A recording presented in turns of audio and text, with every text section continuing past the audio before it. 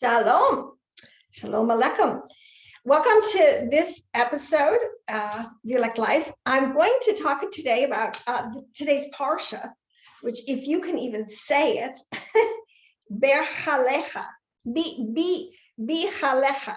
Okay, so say that a couple times fast. But there's some very, very beautiful, just the beautiful imagery, the beautiful spiritual imagery that our Torah paints for us is so beautiful. But I wanted to talk a lot about, because this is really a very meaty little section, but on the menorah, because I wanted to share some things. You know, most of the Torah, as I'm realizing, on its deepest level, on its universal level, where it is the journey of the soul. More and more I see it, and that's why so many groups and sects, so to speak, can get so much out of Torah, because we all have a soul.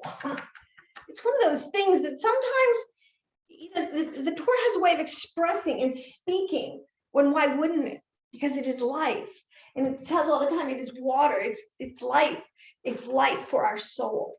So here, I have a screen. I made up a little PowerPoint. Let's go to this little, whoops, wrong spot.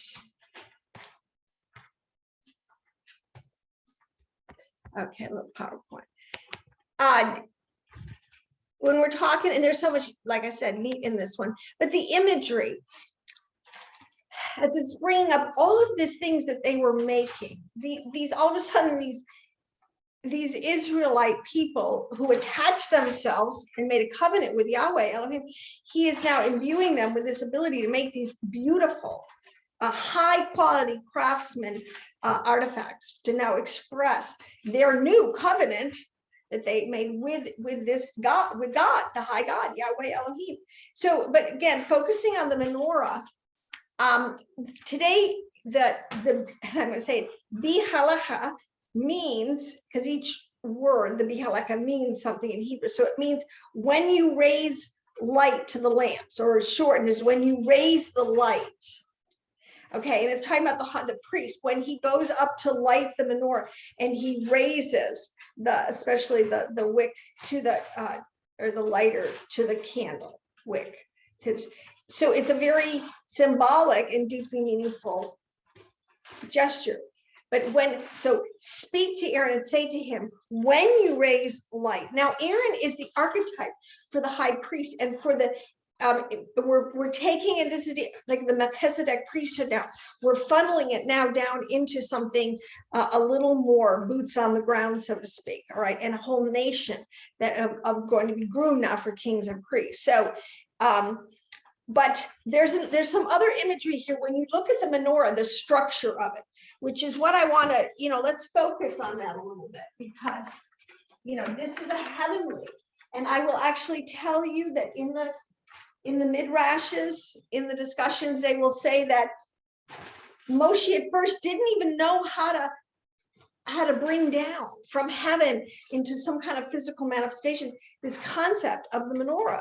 And so the Father just sort of basically superseded that and just said, all right, well, I will make it come out of the gold. Just get a big slab of gold and start to hammer it, and it'll just sort of come out of there. And lo and behold, it did. So, but in a way, whether that's Peshat, the whole concept of the Father had beaten and hammering gold and bringing out into manifestation something that was so deep in his mind. All right, gold represents the highest level of the mind of God, okay? Now, it says here in Proverbs 9:1, it says, wisdom hath built her house, she hath hewn out her 7 pillars. Now, if we count again, you have 7 pillars, okay, in the menorah, in this concept of the vertical lines it makes. You got 3 on one side, 3 on another, and then the middle, it's called the middle pillar, all right? Now, the house in Proverbs is seen as the temple. Now, I'm pulling this out of some of the, I think this is from the Rebbe Lebovich, I think. I didn't put it down there, so I'm just guessing, but it is from one of the sages. The house in Proverbs is seen as the temple, and the 7 pillars are the same 7 emanations of Yahweh found in ourselves and throughout creation.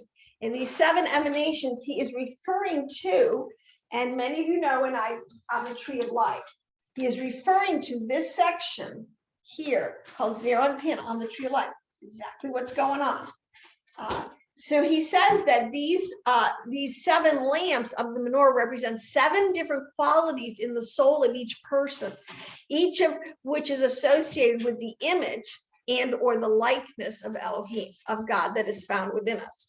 Each person has a different blend of these qualities within him or her, and all 7 are found in each person.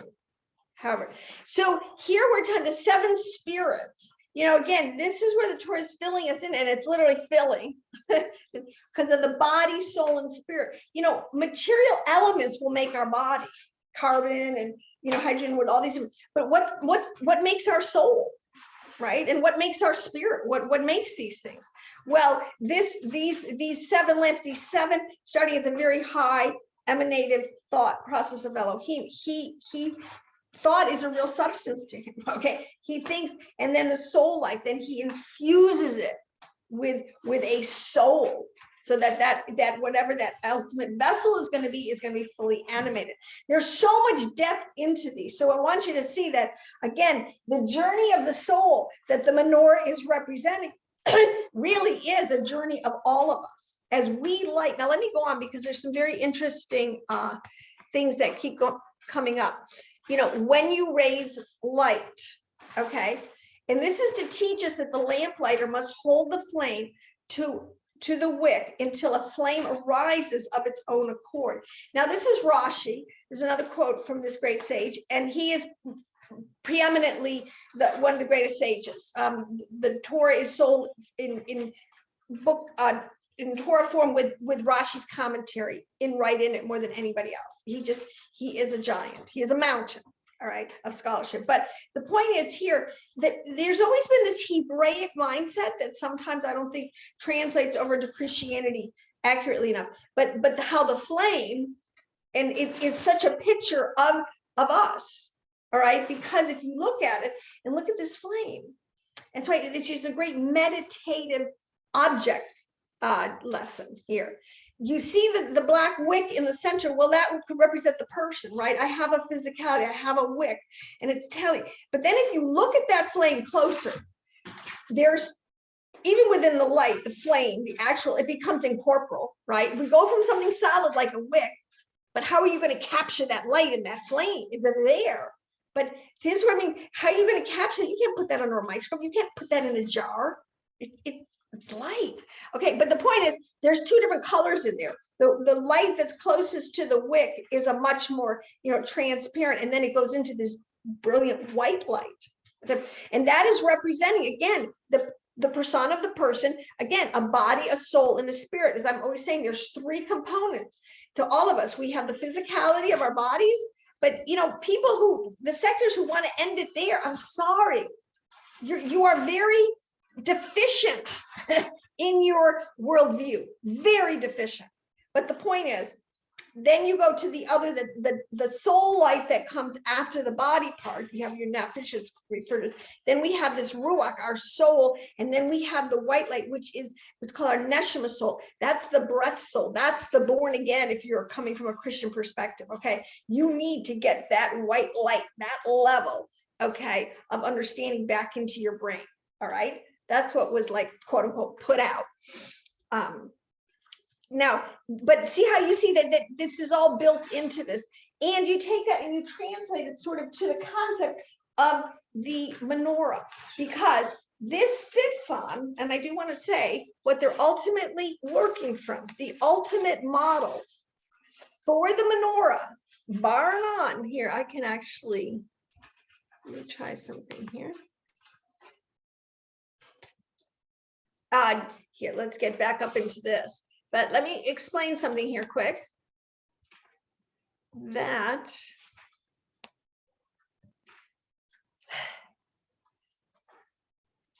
when you look at its structure, I said it, 3 kind of verticals on one side, 3 verticals on another, vertical in the middle, the pillars.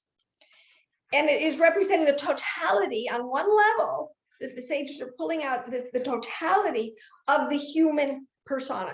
Every man who comes into the world is lit, so to speak, by the great Elohim. You know, he made us, formed us, and created us in our mother's womb, and made, form, and create. There again, I would say that's 3. That refers to the different soul levels.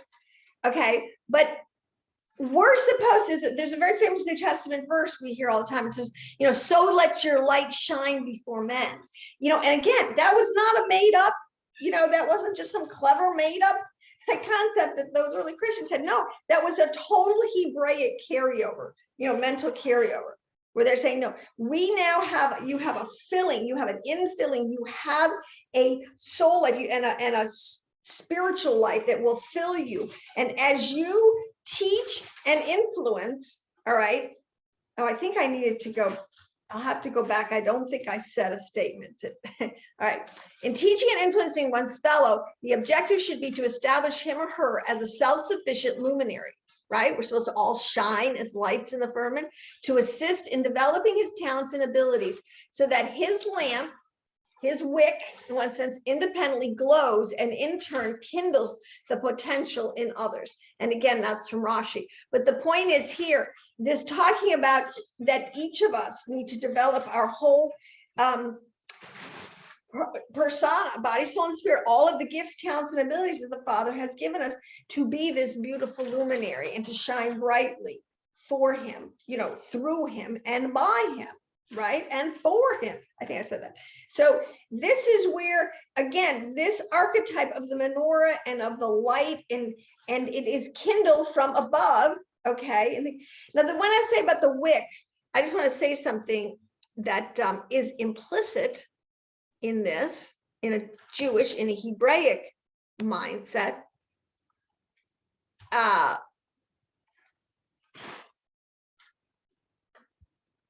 Okay, the spiritual significance of the mitzvah of lighting of the menorah is that one should be a lamp lighter who ignites that latent potential within the soul of man, a lamp of God. All right, now our body was akin to the wick, and we have to bring it to the light, but there's action implied. All right, and it has to stay there until there's connections made. I mean, have you ever really tried to light, you know, you have a match or something, you're trying to light the wick and you pull away too soon or something and it doesn't connect? You have to stay there. That's us. We have to, our commitment, our free will, we have to stay, you know, in a zone close enough to God to connect to him, to let the whole process, you know, form inside of us. Because if you take the way, you know, if you don't get the connection, it's going to go out again. All right. And that can happen. You got to stay near the light. I mean, all these analogies that you could make. It's so easy with this. But and that says the offering shall remain in force only as long as the temple stands. Okay, and this is where they were doing, a lot of these offerings and these rituals, they were making atonement for these 7 spirits of man and for all mankind. All right, for because we were sinning, ignorant people, we sin all the time in one of these areas. We just do. We sin against the image and the likeness of God.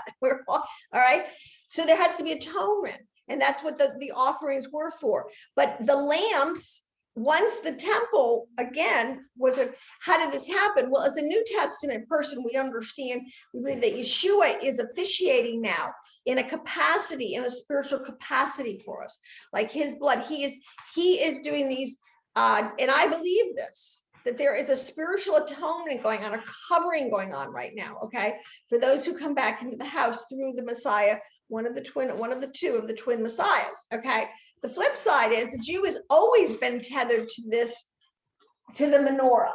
Okay, to this concept that this is also tethered to the tree of life. This is also tethered to the whole Sephirithic chart and understanding of Elohim. Okay, so they've never been untethered from this concept per se, and especially a learned or a studied Jew, someone who you know gets down to the meat of their own Torah. Okay, because not only all Jews do, many of them stay very superficial. But this is important that we have a part in this process. But once the process is ignited, and once we really do, now we just then we fan the flame, so to speak, right? So so now this is what I want to say. Now this is where it gets a little bit interesting, and people, that this whole concept, you know, as I say, we pin this on the tree of life. All right, because ultimately there is, as above, so there's a spiritual system going on, a spiritual energy, a spiritual blessing, right? It's coming to, it has a real substance to it, whether we could ever perceive it with our rational mind and physical eyes or something. That doesn't matter. All right, we can see its effects. We can develop the fruit of it in our own lives, so to speak. But let me just say, there's one other place where you can see this, and I don't want to get too, you know, there is a whole story that the menorah, another, because all of the archetypes in Israel, even if you were to take, here is one of the Ark of the Covenant at one point. Also, I just, here, before I move on, I know I do this all the time, let me jump back to this before I take it down. I have other, because I have a lot of classes, this is what I go in and I develop and show point by point, scripture by scripture, laying a foundation, precept by precept, how this does relate to the tree of life, how this middle pillar here, and the names on here, you can put all the way on here to Keter, to Dot, to Tifrit. Yes, so everything that's on the middle pillar. Netzach, Hesed, Hokmah, Hod, Gevera, and Bina on one side. Now, I know if you don't know what I just said, that's fine. But I'm saying for those who do, that this is an archetype that totally pins on, as you can see in the top right corner, what's known as the tree of life. Okay, this is totally the template that's being used. Now, the same template or the same understanding translates into the ark when they were, and that's hard to see. We'll have to get a bigger ark and put it up. But the point is, the four priests who are carrying this ark across the Jordan with Joshua. This is what Joshua says, the priests, in order to part those waters to get them right across to the promised land, the priests have to get in the water with the ark in a very specific way. And these priests literally on their shoulders, where they're carrying the rods, is going right through the middle of the Ark of the Covenant, and it's on their shoulders. And this relates to the four outer larger circles in the structure of the tree of life. And those are known like the shoulders and the arms. This is whether we carry. So I mean, what I'm saying is, even if I took, and I have done this, I have classes to show this literally, you could take this diagram of these priests carrying the Ark of the Covenant over into the promised land, and it 100% parallels, okay, putting that all the same figures and everything on the tree of life, the priests and where they are, where their heads are, where their shoulders are, and where their feet are. It's amazing. So I mean, and this is how they, you know, they had this whole way of coding where so they would never lose it. So if they had lost scripture before, but when you understand the ark, when you understand the structure of the tree of life, and you understand you can build these images, these architects back up, even if so. And this is the record. This is what has happened many times in the history of Judah, especially with like a lot of its great kings, brought it all back. So it's now just another thing. I want to just go into this one. It isn't really related to today's Parsha, but here again is just another illustration how, again, this is what I'm all about, and I encourage people to like this video, share it, because you know it all does helps with the algorithms. I'm highly shadow man. Working on getting on whole new platforms, but the point is, it's so important people to see what the keys of the kingdom are, where there is established spiritual applications to a lot of these parabolic language that we see in Torah. I'm going to show you right now. Okay, now this is from the guide for the perplexed from Maimonides. Now the Rambam, okay, one of the greatest sages. I say in these, we should have a respect and a knowledge of some of the writings and some of the contributions of these great sages, because for one thing, they are instrumental and it's historical of bringing great levels of advancement to all civilization. Western civilization is really built upon the backs a lot intellectually, theologically, of the great Torah sages and the Kabbalah. But that's a fact. It might, I hope it's not an inconvenient truth to you, but it's a fact. So want to give this one. The silver dish, there's called a verse that talks about the apples of gold in dishes of silver. It is apples of gold in dishes of silver. Like, what are they talking about? Right? Well, this is how they like to talk, these little codes, these little riddles. All right. The silver dish is the literal text of the Torah. It's the written Torah. If you take the letters, right, you can see them written above me. And right, that's a literal Torah. That's going to make a literal text, right? So that's the silver dish, right? That's what it says. So we're making an equation. It's A equals B. Either it does or it doesn't. And the sages are telling us who are in the know, it is. So the apples of gold are the secrets held within the silver dish of the Torah text.